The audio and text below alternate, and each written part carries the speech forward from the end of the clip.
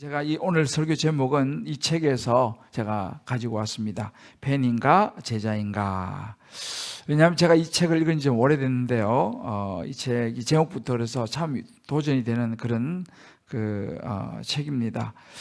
이 카일 아이들만 목사님이 이제 큰 교회를 섬기시는 목사님이신데 그 책의 서문에 보게 되면 이제 자기 이야기를 솔직하게 이제 이렇게 합니다.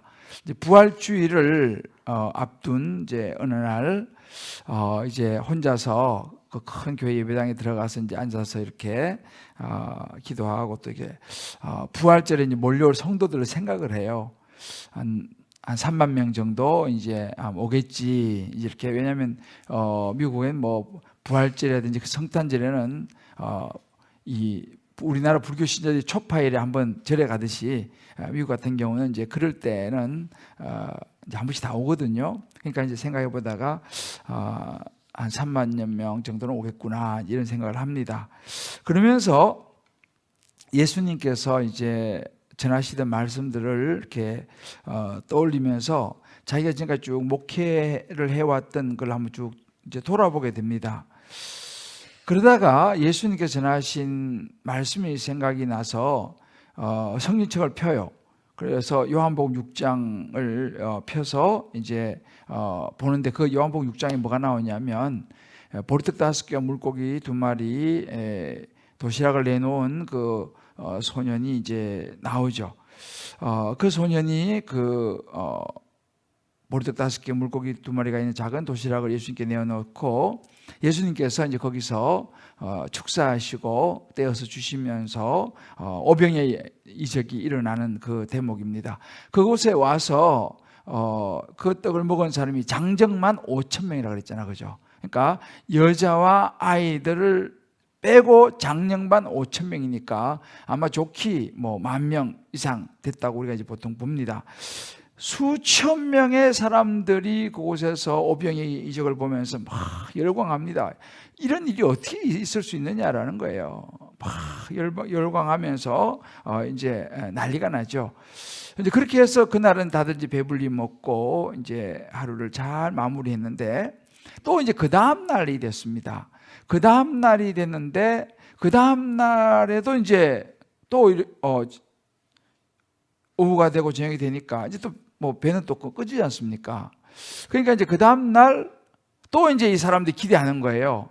예수님께서 오늘도 뭔가 좀 어제처럼 이렇게 뭔가 더 정말 좋은 음식을 우리에게 먹여주지 않겠는가 이런 생각을 합니다. 하고 이제 기대하고 있는데 그 다음 날에 예수님께서 그러실 생각이 없으신 것 같아요.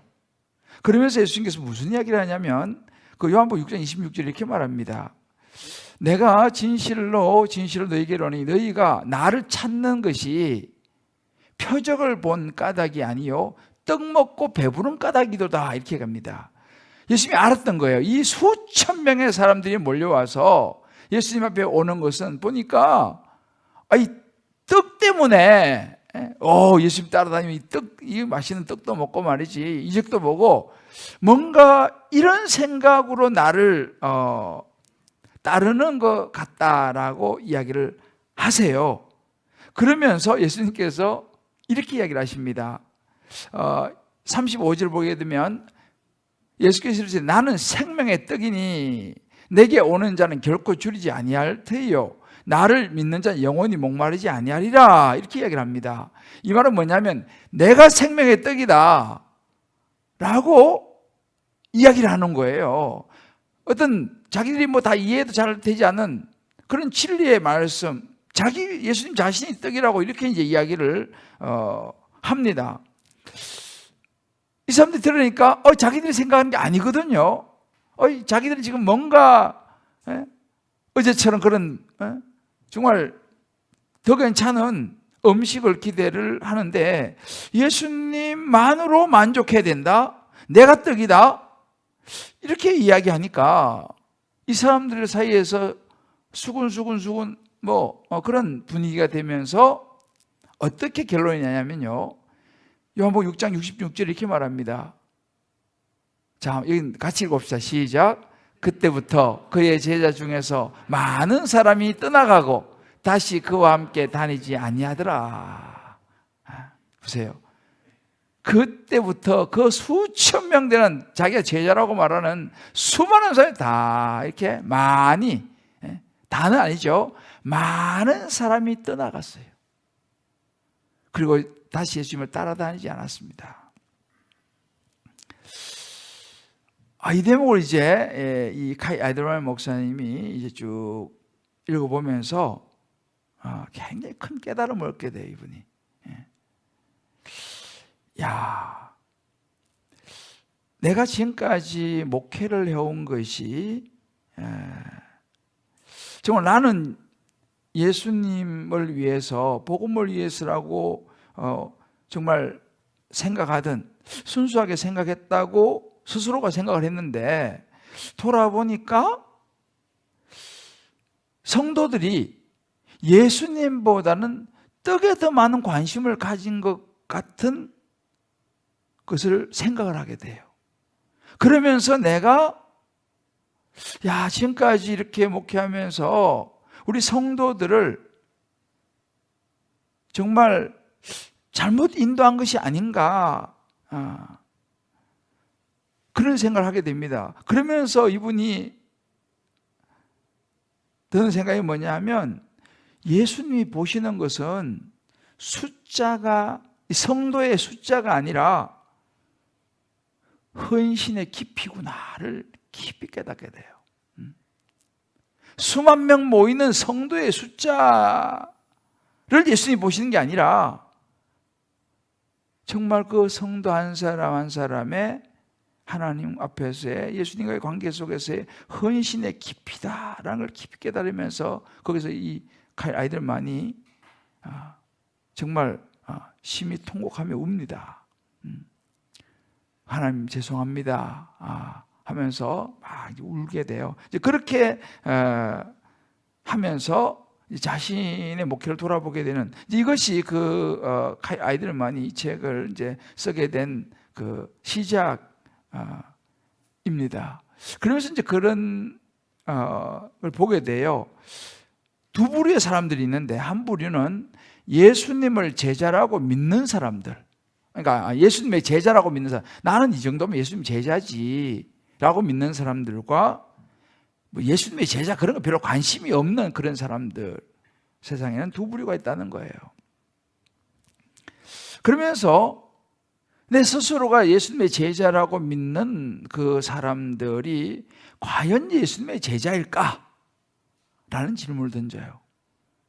뭐 여러모로 그것들 보면 예수님이 제자라고 스스로도 생각을 하는데, 과연 그 예수님의 제자가 맞느냐, 이런 이야기를 하면서 이 제자와 다른 이 펜의 모습들을 하나씩 이제 열거하기 시작합니다. 이 펜은 어떤 사람들인가? 그러니까 제자와 다른 이 펜이죠. 이 펜, 우리가 여러분 보면 아시겠습니다만, 보통 우리가 펜이라 그러면 요즘 뭐 그 팬클럽 같은 거 있잖아요. 팬클럽, 그죠? 우리가 예수 믿고 뭐 교회 다니고 하면서 막 열광도 하고 말이죠. 응원도 하고 뭐 이렇게 뭐 하는데, 엄청 뜨거운 것 같긴 한데, 정작 예수님을 위해서 뭔가 희생하고 뭐 어려움을 감내하려고는 하지 않아요. 엄청 막 하지, 열광을 하긴 하는데, 막 뜨겁고 막 하는데 그런 게 없어요. 예수님에 대해서는 많이 알아요. 설교도 듣고 뭐 해가지고 어릴 때부터 예수님 이야기 많이 들어가지고 예수님 너무너무 잘 알아요. 그런데 문제는 뭐냐면, 예수님을 개인적으로 잘 알지는 못해요. 개인적인 관계가 별로 없어요. 그러니까 단순히 열광하는 거예요. 막 교회에 뭐 열광하고 하는데 헌신하지 않고, 지식은 있는데 예수님과의 친밀감은 없어요, 개인적으로. 이게 이제 펜의 모습이다 라고 이제 아이들머니 쭉 이야기를 합니다. 근데 사실 오늘 우리가 읽었던 이 마태복음 21장의 이야기가 그런 이야기예요. 이제 6월절이 다가오고 예수님이 이제 예루살렘에 향하여 이제 가시는데, 그 예루살렘에 가까이 오셔가 예수님께서 이제 제자들에게 이야기하죠. 저 맞은편 마을로 가가지고 나귀 새끼 좀 끌고 와라. 만약에 그 주인이 뭐라고 말하거든 그냥 주가 쓰시겠다고 해라. 그러면 보낼 것이다. 이렇게 이제 이야기해서 제자들에게 이야기하죠. 그 제자들이 이제 가가지고 정말 나귀를 이제 가져와요. 그 여기도 보면 이제 지난번에 했잖아요. 성한 아무에게 가서 내가 유월절을 먹겠다고 해라. 그러니까 그 주인이 그 아무가 다 준비하고 그렇게 하지 않습니까? 그죠? 여기도 마찬가지예요. 그 아무 누군지 몰라요. 나귀를 내준 사람 그냥 아무예요.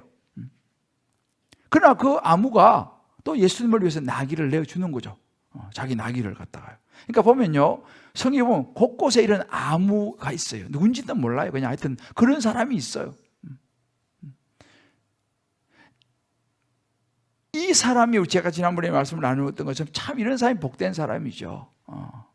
다시 한번 리마인드 한번 해볼까요? 우리 저 주변에 옆에 있는 분에게 이렇게 한번, 우리 온라인 들어오신 분도 마찬가지로 한번 얘기합시다. 우리도 그 아무가 되어 봅시다. 그죠? 그래서 그건 이제 아무가 이제 나귀를 내준 거예요. 그런데 그 나귀 새끼를 타고 이제 예루살렘으로 예수님 입성을 하시는데 어떤 일이 벌어지느냐? 오늘 7절에서 이제 9절 말씀이 그 구절이에요. 나귀와 나귀 새끼를 끌고 와서 자기 겉옷을 그 위에 얹었습니다.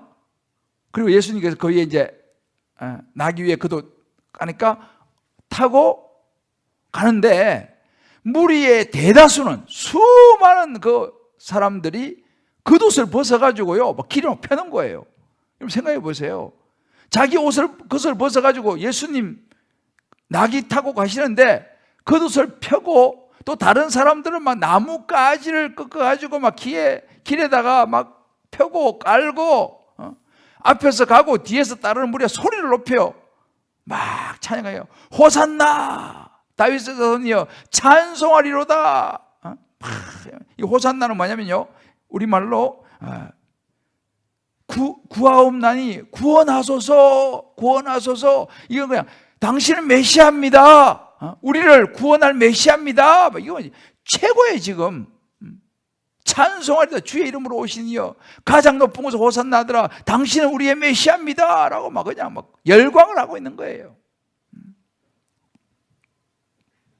이 장면이 떠오르세요? 그러니까 거기 그 소리 듣고 10절을 보게 되면요 온 성이 놀랐다 그랬어요. 이거 무슨 일이냐 막 예루살렘이 떠들썩해진 거예요. 도대체 이 사람이 누구길래 이렇게 지금 뭐 대소동이 일어난 거죠. 이거 무슨 일이냐. 도대체 이 사람이 누구길래 그러냐 하니까 또 뭐 그 11절에 나오잖아요.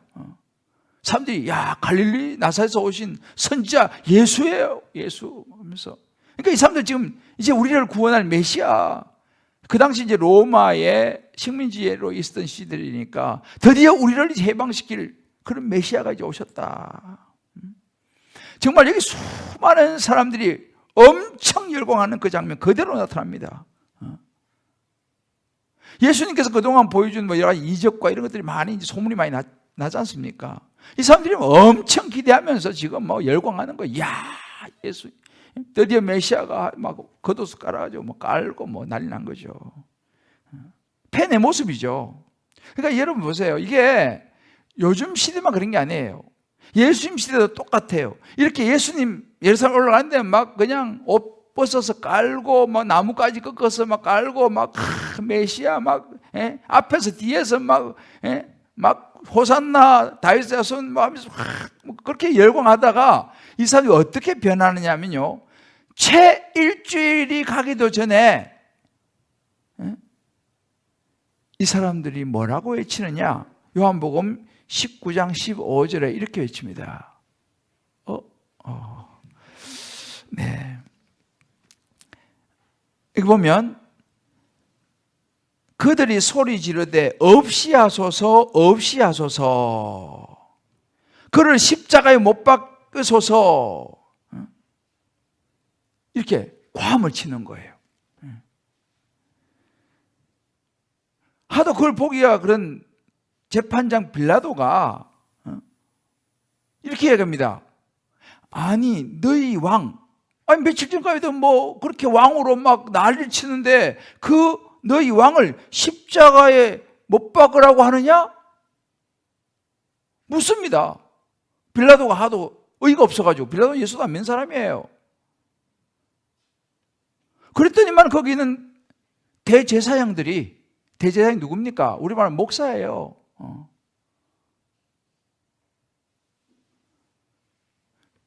대제사장들이 대답하되 가이사 외에는 우리에게 왕이 없나이다, 이렇게 말하는 거예요.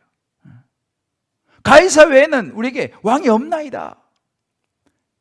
저 강도, 그 당시 강도잖아요. 흉악한 강도. 강도를 놓아주고, 바라바라고 강도 놓아주고, 그 사람은 사형수예요, 사형수. 그 나쁜 사람 죽이고 뭐 말도 안 되는 그런 흉악범, 살인, 사형수 바라바를 놔주고 예수를 십자가에 못 박으시오, 난리를 치는 거예요. 아니 불과 며칠 전까지도 그렇게 그냥 열광하고 난리를 치고 막 메시아라고 떠들던 사람들이 그 며칠도 안 지났어요. 며칠도 안 지났는데 이 사람들이 이렇게 그냥 십자가에 못 박아라. 그리고 차라리 이제 바라바를 놓아줘라.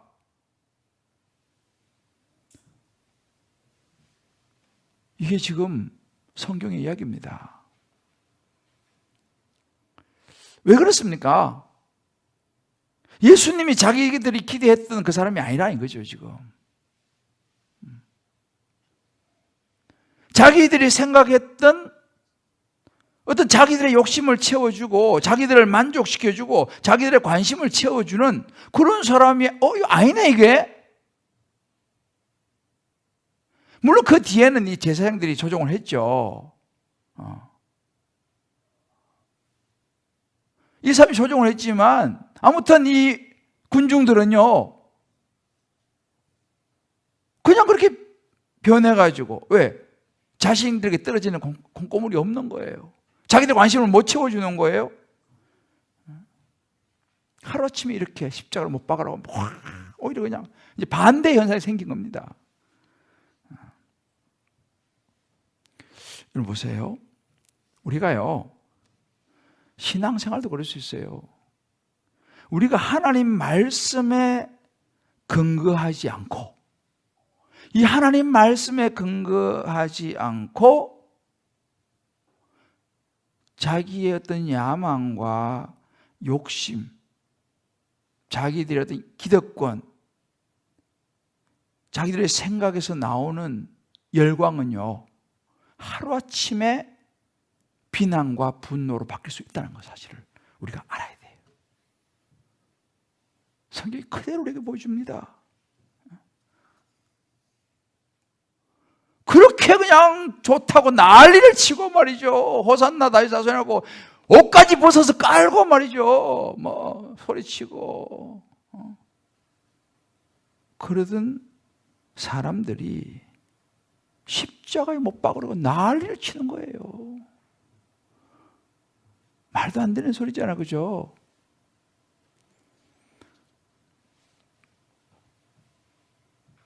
사실은 이 마태복음 말씀을 보면서 저는 참 많은 생각을 해요.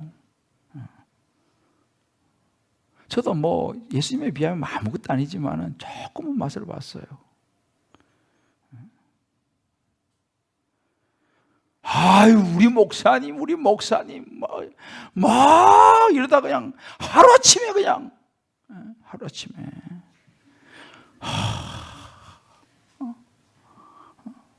정말 하루아침에. 그래서 저는 사실은 그런 시간들을 보내면서 제가 가끔 이야기하잖아요. 이건 내 잘못이다. 정말 하나님 말씀을 의지하고 말씀을 붙잡도록 해야 되는데 나도 모르게 김대조 목사를 보게 만들었구나. 이것이 제가 회개한 거예요. 제 잘못인 거죠. 저는 오늘 여러분들에게 이렇게 말씀드리고 싶어요. 여러분, 김대조 목사를 믿지 마시고 하나님의 말씀, 성경을 믿으시기를 주의 이름으로 축복합니다. 하나님 말씀 믿으셔야 한다니까요. 저는 죄인이에요. 자, 그럼 우리가 팬과 제자의 차이가 뭐냐라는 겁니다. 제가 이 말씀 묵상하면서 깨닫는 것이 뭐냐면, 결국은 팬과 제자의 차이는요, 관심이에요, 관심. 관심의 차이입니다. 무슨 관심이냐? 팬은요, 자기가 주인공인 거예요. 신앙생활도 자기 만족인 거예요. 내가 볼 때 아니다, 틀린 거예요. 그러면 나한테 좀 도움이 된다? 그러면은 좋은 거지만 나하고 좀 뭐 틀린다? 이건 아닌 거예요. 그러니까 예수 믿는 것도 마찬가지예요. 뭐 예배를 드리고 뭐 다락방을 하고 뭐 뭘 이것저것 해도 자기가 코드가 맞아야 돼. 자기가 코드 안 맞으면 그거 틀린 거예요. 이게 팬입니다. 좀 수틀리면 아이 뭐 내가 뭐 여기밖에 없나. 모든 중심은, 관심은 하나님 말씀, 예수님이 뭐라고 하시느냐, 이거보다는 내 관심, 내 생각, 내 스타일, 내 코드, 내가 원하는 거, 이게 팬이에요. 제자는 뭡니까? 예수님이 주인공이 되는 거죠. 할렐루야. 나는 일단 내려놓고 예수님이 뭐라고 말씀하시냐, 영혼 구원을 위해서 내가 어떻게 뭘 할 것이냐, 이게 이렇게 관심이 예수님께 있는 사람이 제자예요. 인생의 주인, 인생의 목적이 예수가 확실한 사람이 제자인 줄 믿습니다. 할렐루야. 우리가 이 제자가 돼야 돼요. 저도 마찬가지로, 여러분도 마찬가지로 제자가 돼야 되는 거예요. 우리의 가장 중심에 예수가 있어야 됩니다. 하나님 말씀이 있어야 됩니다. 그래서 우리가 왜 매일매일 큐티를 하자 그럽니까? 하나님 말씀이 내 안에 안 들어오면 다른 게 들어오니까, 세상에 들어오면 그 사람 팬이 되는 거예요. 뭐 교회 다니고 뭐 이것저것 다 해도 마찬가지예요. 교회 다녀도 팬이 많다니까요. 예수를 따라다녔지만 팬이 많았잖아요. 여러분 보세요. 복음서에요, 퀴즈. 복음서에 나를 믿으라 라고 하는 말이 많겠습니까? 나를 따르라 하는 말씀이 많겠어요? 예수님께서 나를 믿으라 이게 많겠어요? 나를 따르라가 많겠어요? 역시 우리 수준이 있어요. 여러분 복음서에요, 나를 믿으라 딱 쳐보세요. 요즘 뭐 검색 프로그램 많잖아요. 나를 믿으라 딱 치면요 2번 나와요. 예수님께서. 그런데 이제 같은 뉘앙스로 말한까지 하면 4번 정도 나옵니다. 근데 나를 따르라 딱 치면 몇 번 나오겠어요? 오늘 집에서 한번 해보세요. 나를 따르라 16번 나와요. 나를 따르라, 예수님께서 나를 따르라, 여기 16번 나옵니다. 그리고 그 뉘앙스까지 합치면 한 20번 정도 나와요. 예수님께서 나를 믿으라 보다는요, 나를 따라가 훨씬 많습니다.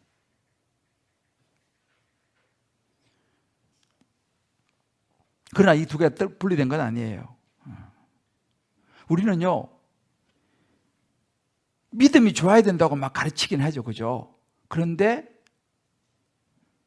예수님 따라야 된다 이 말은 조금 약해요. 왜? 부담스럽잖아. 그래서 예수님을 따르라 이 부분은 좀 부담스럽기 때문에 좀 약해요. 제가 기억나세요? 지지난주 야고보서 시작하면서 나 이거 엄청 부담스럽지만 믿음의 도전을 하기로 했다 하고 내가 야고보서를 들고 강단에 섰다고 제가 말씀드렸죠. 그죠?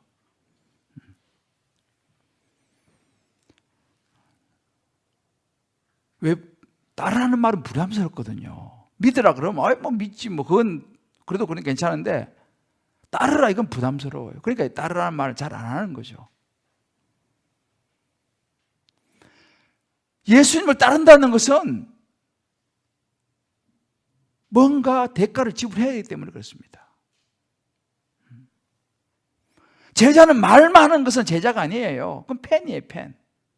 자기 열광하고 싶을 때 열광하고 뭐 그냥 하고 뭐 하지만 응원 열심히 하죠. 말도 열심히 합니다. 팬이에요, 그건요. 제자는 뭐예요? 따르는 거예요. 움직이는 거예요. 대가를 지불하는 것입니다. 땀을 흘리는 거예요. 헌신하는 거예요. 이게 제자예요. 제가 이제 야고보서 2번 봤습니다. 진짜 믿음이 뭐냐? 그죠? 진짜 믿음은 진짜 행동이라 그랬잖아요. 지금 이 말씀은요, 제가 얘기했잖아요. 야고보서는 예수님의 산상수훈과 맥이 통한다 그랬죠. 같은 말씀이에요. 그럼 우리가 이제 야고보를 이제 보는 거죠. 우리는 폐인되지 않기 위해서 야고보를 보는 것입니다. 야고보서를 보면서 저와 여러분이 이제는 폐인을 넘어서 제자가 될 수 있게 되기를 주의 이름으로 축복합니다. 할렐루야. 그럼 우리가 야고보서를 이제 잘 봐야 되는 거예요. 이번 주도 제자가 되기 위해서, 제자로 우리의 믿음을 살아내기 위해서 어떻게 했냐? 이번 주에 또 나옵니다. 지난주는 시험을 만날 때고, 이번 주에도 또 주님께 우리에게 가르쳐 주시는 거예요. 제자로 살기 위해서 어떻게 해야 되냐? 궁금하시죠? 야고보서 읽어보고 오시기 바랍니다. 제가 한 가지 이야기하고 말씀 좀 마무리할게요. 그 아이들어머니, 제가 보면 그런 이야기를 합니다. 부모들을 많이 만나잖아요, 이분은요. 집회도 많이 다니고 하니까. 부모들을 만나면 부모들의 고민거리가 비슷하다는 거예요. 그 중에 하나가 뭐냐면, 많이 듣는 이야기가, 목사님, 상담 좀 하면 거의 많은 경우가, 우리 애가 고등학교 때까지는 그냥 교회를 잘 다녔는데, 대학을 가더니만 그냥 떠나버렸습니다, 교회를. 어떻게 하면 좋겠습니까? 근데 뭐 어디서부터 잘못됐는지 나도 답답하기만 하고 이유를 모르겠다는 거예요. 그런 상담을 굉장히 많이 받는 거예요. 뭐 어디 가나? 분명히 어릴 때는 잘 이렇게 교회를 다녔는데 커서 고등학교 가고 대학교 가니까 교회를 떠나버리더라. 뭐가 문제인지를 모르겠다. 너무 걱정이 된다. 어떤 부모들 막 펑펑 울면서 또 그런 얘기를 한다는 거예요. 이분이 이런 결론을 내렸어요. 그 자녀를 교회 안에서만 키웠지 그리스도 안에서 키우지 못한 탓입니다. 이렇게 얘기했어요. 교회 안에서는 키웠는데 그리스도 안에서는 키우지 못했다. 그러니까 말하자면 교회 다니는 아이로는 키웠는데 그 내면에 예수 그리스도를 확실히 심어주지 못했다는 거예요. 주일날 야 교회 가야 된다? 교회 다니는 애는 그런 나쁜 짓 하면 안 돼. 항상 예의가 발라야 되고 성경에 이거 지켜야 되고 그러지 하나님 기뻐하시는 거야 라고 가르쳤지. 정작 그 아이에게 예수님과의 그 관계, 좀 못하면 막 뭐라 그래가지고 막 죄책감을 갖게 만들고 막 혼내고 그런 거는 많이 했는데 정작 그 아이에게 예수님이 너를 위해 십자가에 죽으시고 부활하신 그 예수님의 그 은혜, 내가 그 예수님을 개인적으로 만나는 그런 것을 하지 못했다는 거예요. 그러면서 이분이 그런 이야기를 합니다. 자녀를 제자가 아니라 팬으로 키웠다는 거예요.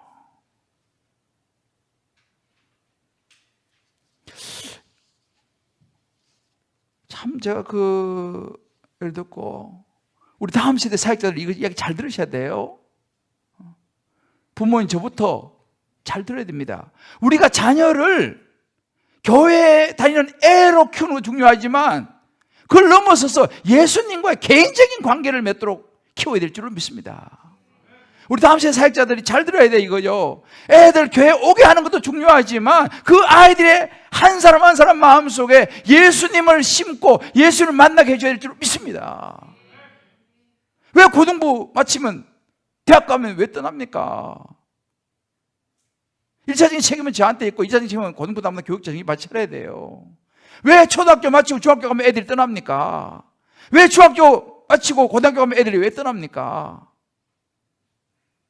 팬으로 키워서 그런 거 아닌가요? 우리 교육자들 정말 저부터 이거 심각하게 생각해 봐야 돼요. 예수님께서 지금 마태복음 21장, 20장, 22장 계속 하면 뭐니까? 외식하는 바리새인들아. 무슨 이야기입니까? 겉으로는 그냥 교회를 다니긴 하는데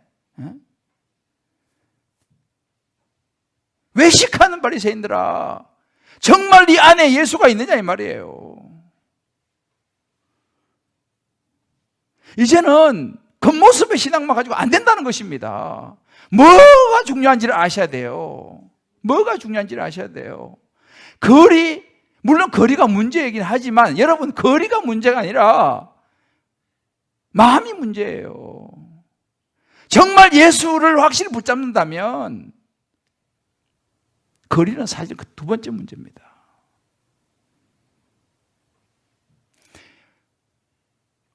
이 펜과 제자 한국 교회에 던진 하나님의 그 어찌 보면 메시지가 뭐냐면, 저는 이 코로나라고 생각해요. 코로나 3년은요 많은 걸 바꾸었어요. 적어도 한 30% 정도는 3년 동안 교회를 잘 나오지 않았습니다. 왜? 코로나 때문에요.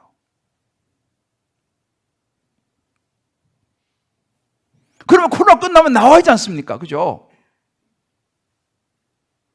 패치 못하게 온라인으로 드려드릴 분들은 뭐 그건 우리가 인정을 해야 됩니다. 건강이 안 좋다든지 뭐 이런저런 피치 못할 그런 분들은 온라인 예배를 통해서 하나님 만나야죠. 그러나 그러지 않고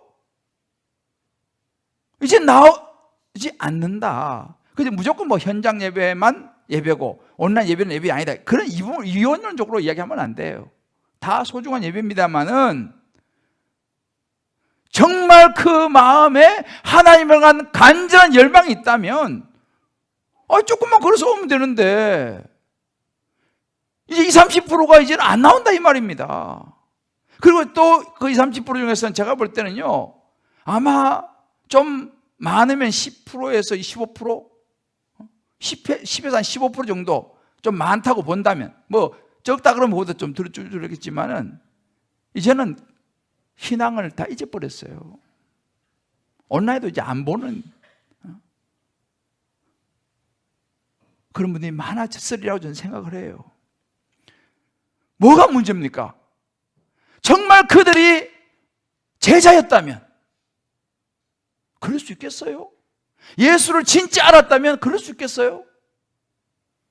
팬이었던 거죠. 그럴 가능성이 많아요.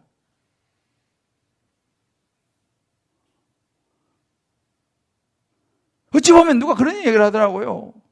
코로나는 알곡과 죽정이를 구분했다. 그렇게도 이야기하신 분이 계시더라고. 뭐 난 그 말에 다 동의하는 건 아닙니다만 좀 일리는 있긴 하다는 생각도 들긴 해요. 여러분 분명히 아셔야 합니다. 마태복음 3장 12절 이렇게 말했습니다. 손에 키를 들고 자기의 타작마당을 정하게 하사 알곡은 모아 곳간에 들이고 쭉정이는 꺼지지 않는 불에 태우시라고 했어요. 저와 여러분이 쭉정이가 되면 안 되지 않습니까? 저와 여러분이 알곡이 될 수 있기를 주의 이름으로 축복합니다. 우리가 팬이 되면 안 되지 않습니까? 우리가 제자가 돼야 되는 거예요.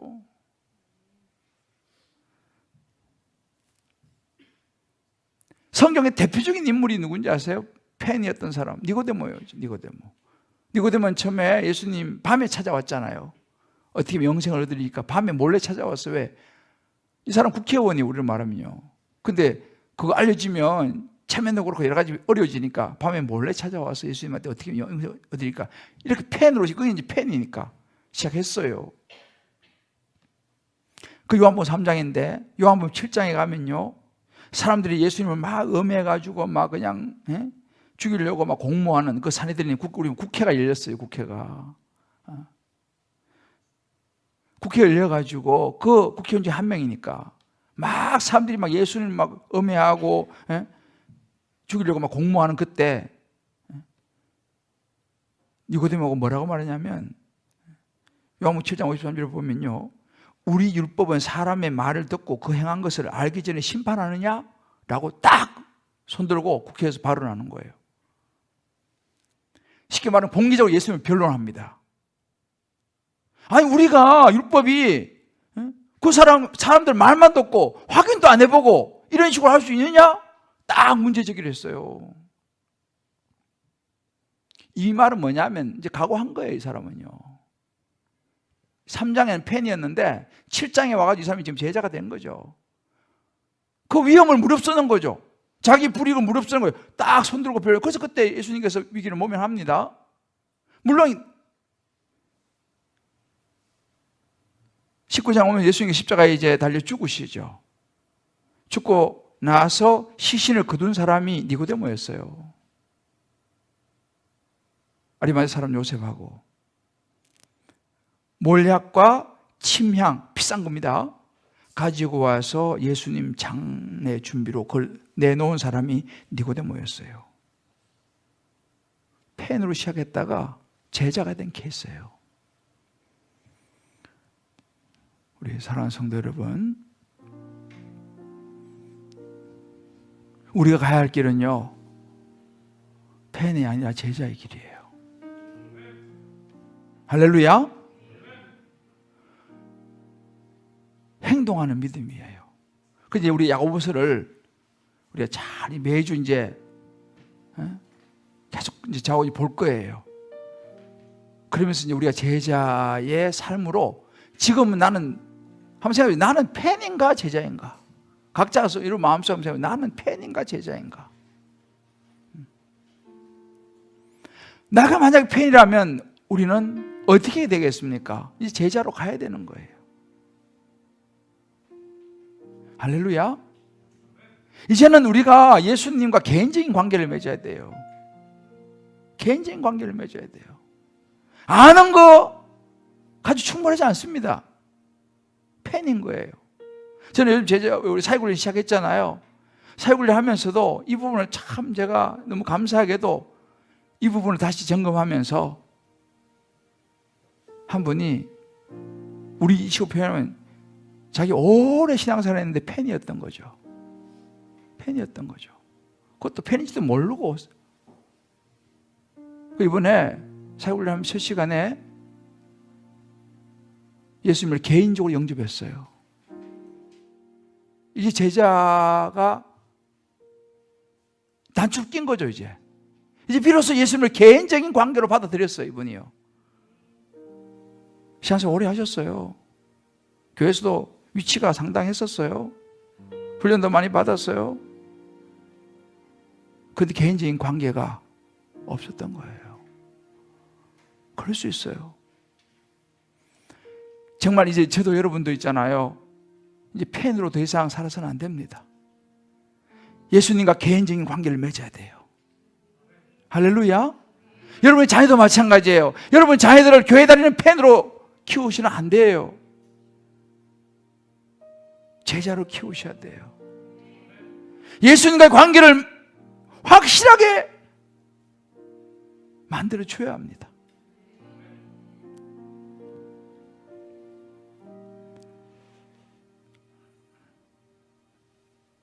누가복음 18장에 보면 부자 가난이 나와요.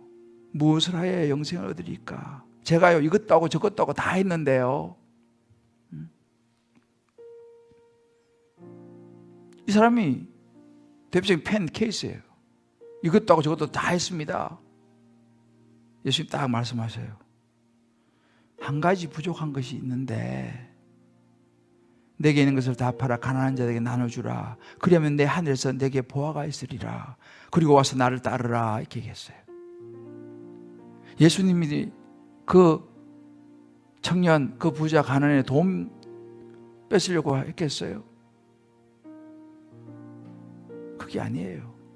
그 사람은 그 재물이 예수님보다 더 중요하기 때문에.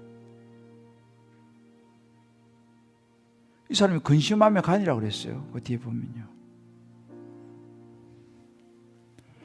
어려운 이야기입니다만 저와 여러분이 오늘 밤 다시 한번 나는 팬인가 제자인가? 니고데모의 첫걸음의 모습인가? 아니면 요한복음 3장의 모습인가? 아니면 7장과 19장의 모습인가? 생각해 보면서 저와 여러분이 다시 한번 하나님 앞에서 이 찬양 같이 부르면서요 각자 마음속에 한번 결단했으면 좋겠습니다. 주님 다시 오실 때까지 나는 제자의 길을 가리라. 할렐루야. 좁은 문이에요. 좁은 길이에요. 십자가 지는 길이에요. 그러나 그게 제자입니다. 나의 가는 이 길 끝에서 나는 주님을 보리라. 영광의 내 주님 나를 맞아주시리. 그 소망이 분명해야 돼요. 정말 저는요, 제 소원이 있다면요, 주님 기쁨의 교회 모든 성도는 다 팬이 아니라 제자가 되기를 소원합니다. 우리 다음 세대 아이들 모두 예수님의 제자이기를 소원합니다. 팬은 안 돼요. 오래가지를 못해요. 때가 되면 팬은 다 떠나가요. 다 떠나가요. 이렇게 해서 떠나가고 저렇게 떠나고 다 떠나가요. 왜? 팬이니까.